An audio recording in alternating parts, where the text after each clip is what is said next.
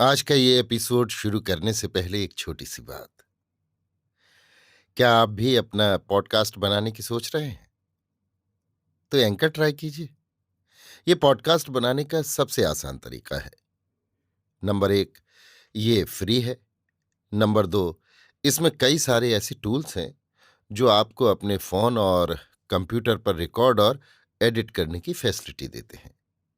Number 3, आप अपने podcast को डिस्ट्रीब्यूट भी कर सकते हैं, जिससे इसे स्पॉटिफाई और दूसरे प्लेटफॉर्म पर सुना जा सके। तो डाउनलोड कीजिए फ्री एंकर ऐप या विजिट कीजिए anchor.fm पर अपना पॉडकास्ट स्टार्ट करने के लिए। ये तो थी एक छोटी सी जानकारी, और अब शुरू करते हैं एपिसोड का सिलसिला। तो आज के एपिसोड में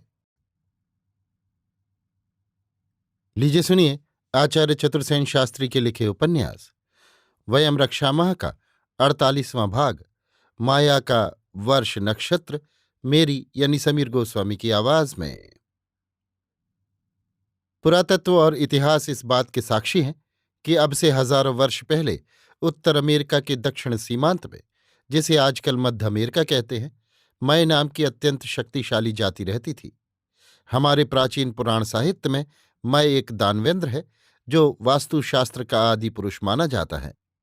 अमेरिका की ये मय जाति भी विशालकाय शिला भवनों के निर्माण में प्रसिद्ध थी। मय ने असुरों, दानवों और दैत्यों के लिए बड़े बड़े प्रासाद, नगर, हर्म और पुरों का निर्माण किया था। त्रिपुर युद्ध में इस जाति के नेता दानव को शिव ने आक्रांत कर उसके त्रिपुर का विध्वंस किया था। वर्तमान मिस्र के पश्चिम में त्रिपोली प्रदेश है। वह उसका मुख्य नगर त्रिपोली है। ये वो त्रिपुर है जिसे शिव ने विध्वंस किया था। त्रिपोली प्रदेश का कुछ भाग, जो सिर्टियन सागर के नाम से प्रसिद्ध है, जलमग्न है। अभी कुछ दिन पूर्व इस जलमग्न नगर का पता पुरातत्व के अन्वेषकों को लगा था। अमेरिका के प्राचीन मय लोगों के भवन, मंदिर और स्तंभ आश्चर्यचकित करने वाले हैं। मय जाति की सभ्यता आश्चर्यजनक और रहस्यपूर्ण है। पाश्चात्य पुरातत्वविद उसे अमेजिंग और पजलिंग कहते हैं। इस मय जाति के साम्राज्य की प्राचीन राजधानी चिचेन आइजा थी, जिसके भग्नावशेष, ध्वस्त देव मंदिरों के अवशेषों तथा राजप्रासादों की खुदाई से जो सामग्री मिली है, उससे इस प्राचीन महाजाति की अद्भुत सभ्यता और कला कौशल का कुछ अनुमान किया जा सकता है। अद्भुत रीति से निर्मित कई प्राचीन मय नगरियों का उद्धार अभी हाल में जंगलों को तथा सदियों के पंख प्रलेप आदि को परिष्कृत कर किया गया है। चिचेन आइजा, जो इस मय साम्राज्य की कभी राजधानी रही थी, अतीव सुंदर नगरी थी। उस नगरी की दीवारें रंग बिरंगी और विविध कला चित्रों से चित्रित थीं। ग्रीष्म ऋतु के विहार, खेलकूद और आमोद उत्सव के अनेक चिन्ह वहां मिले हैं। कुछ लोगों का ये भी अनुमान है कि ग्वाटेमाला की उच्च समभूमि पर अवस्थित वेटेन नामक झील के निकट इन मय लोगों का प्रथम उपनिवेश था। वहां से उत्तर की ओर वे युकटन तक पहुंचे और चिचेन आइजा नगरी की स्थापना की। आरंभिक 6 शताब्दियों तक मेक्सिको की खाड़ी से लगाकर होंडुरास उपसागर पर्यंत भिन्न भिन्न स्थानों में मय लोगों ने निवास किया, नगर बसाए, भवन और देवस्थान बनाए। ये वो युग था जब वहां का यातायात अति कठिन था।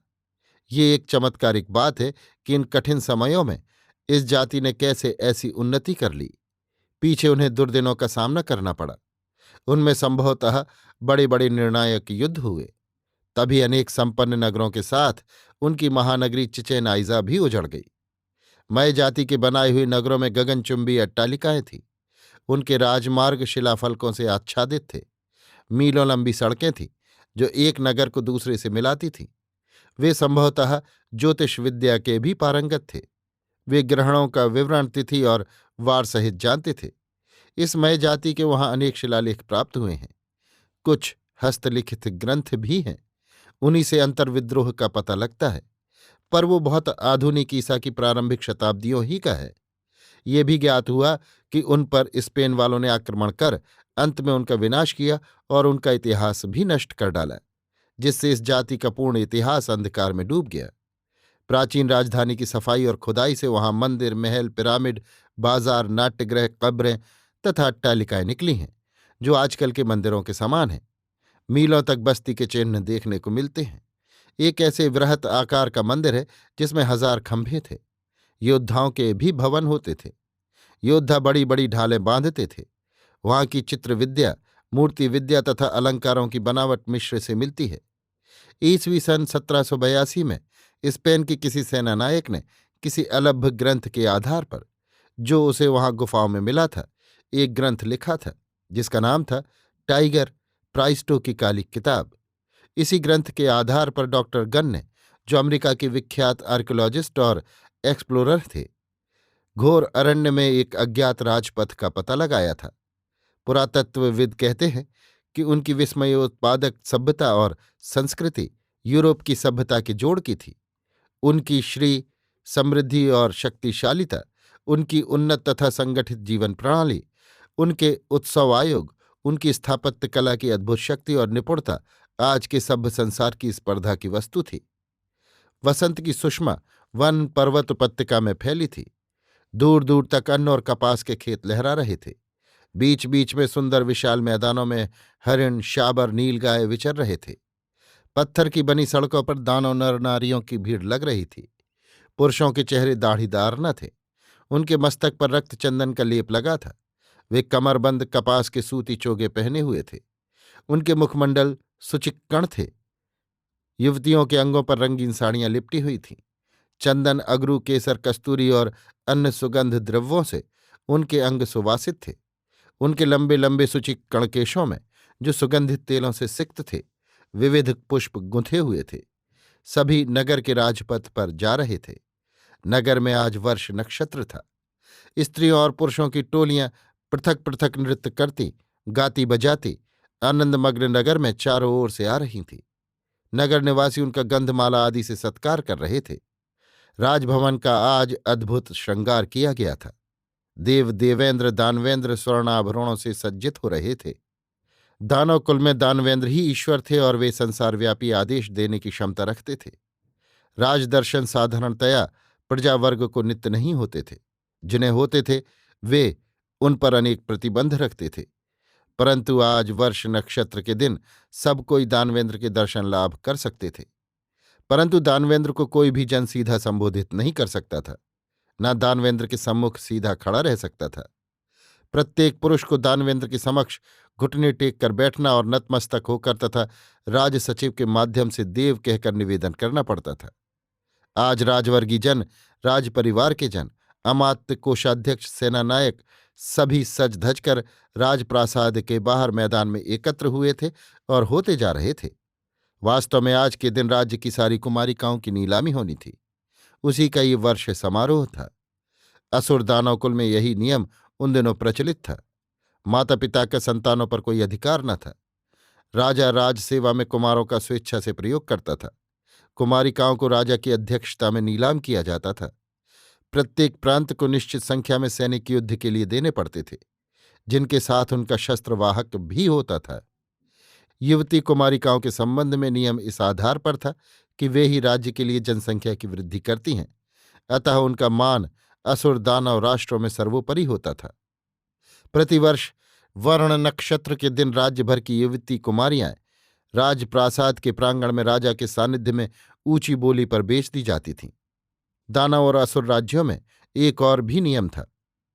वो ये कि कोई भी असुंदर पुरुष राजसेवा नहीं कर सकता था। पुरुष का मूल्य उसकी योग्यता नहीं, शरीर गठन और रूप सौंदर्य पर निर्भर था। जो पुरुष जितना रूपवान तथा गठीला शरीर का होता, उसे उतना ही ऊंचा पद मिलता था।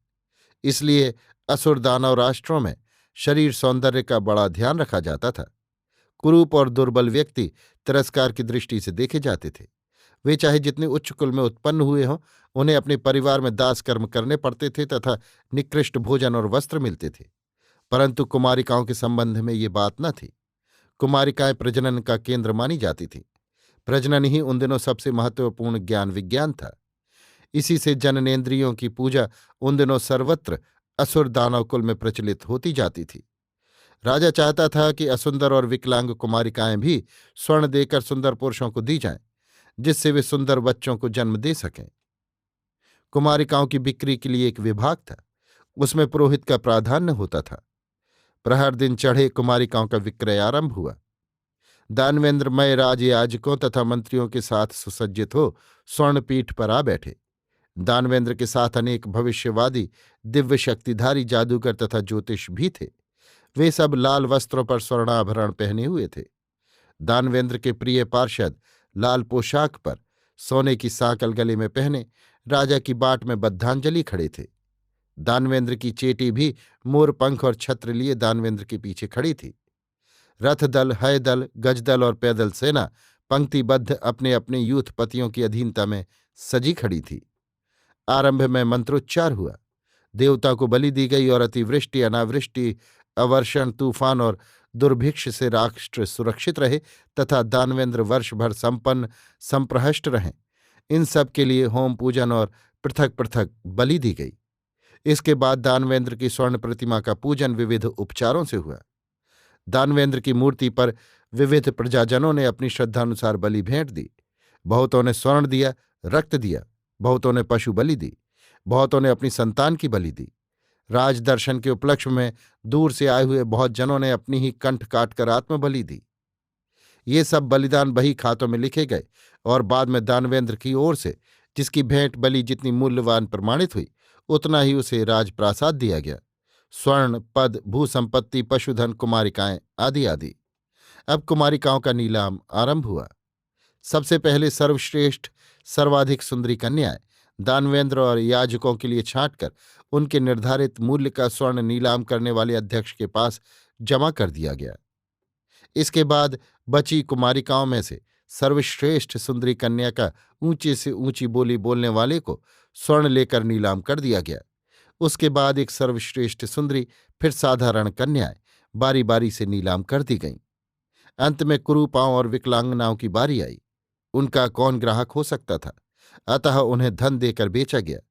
अभिप्राय ये कि गरीब सुंदर पुरुषों को स्वर्ण देकर उन कन्याओं को रखने के लिए राजी किया। इस प्रकार वे सब कन्याएं उसी दिन बिक गईं।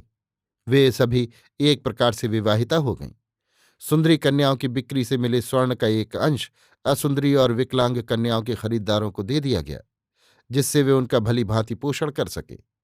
परंतु ये खरीद बिक्री साधारण नहीं होती थी। इसके लिए देव सानिध्य में प्रतिज्ञा करनी पड़ती थी, जिसका न्यायाधीश बड़ी कड़ाई से पालन कराते थे। इस संबंध में अपील भी की जाती थी। परस्पर की शर्तें शपथ और गवाहियों द्वारा तय होती थीं। कोई भी पुरुष इस प्रकार कन्या का पति बनकर उसके साथ अन्याय आचरण नहीं कर सकता था। उसे कन्या का समुचित भरण पोषण करना पड़ता था। दानवों और असुरों के राज्य शासन में उनके कानून 3 भागों में विभक्त थे। एक धन संपन्नों का, दूसरा धनहीनों का, तीसरा दासों का। दास अपनी निज की संपत्ति रख सकते थे। वे अपने दास भी खरीद सकते थे। दासों के स्वामी को दास का भी सभी खर्चा वहन करना पड़ता था। दास के लिए कन्या भी खरीद लानी पड़ती थी। दास पुत्र भी दास होते थे, परंतु यदि दास का संबंध किसी अदास स्त्री से होने पर गर्भ रह जाता था तो वो बालक दास नहीं माना जाता था। दास रुपए देकर मुक्त भी हो सकते थे। नीलाम में अदास कुमारिका खरीद सकते थे। दासों की बाहों पर उनके स्वामियों के नाम खोद दिए जाते थे। राजकर कड़ाई से लिया जाता था। जो नहीं दे सकता था वो अपने परिवार के साथ बेच दिया जाता था। अभी आप सुन रहे थे आचार्य चतुर्सेन शास्त्री के लिखे उपन्यास वयम रक्षामः का 48वां भाग, माया का वर्ष नक्षत्र, मेरी यानी समीर गोस्वामी की आवाज में।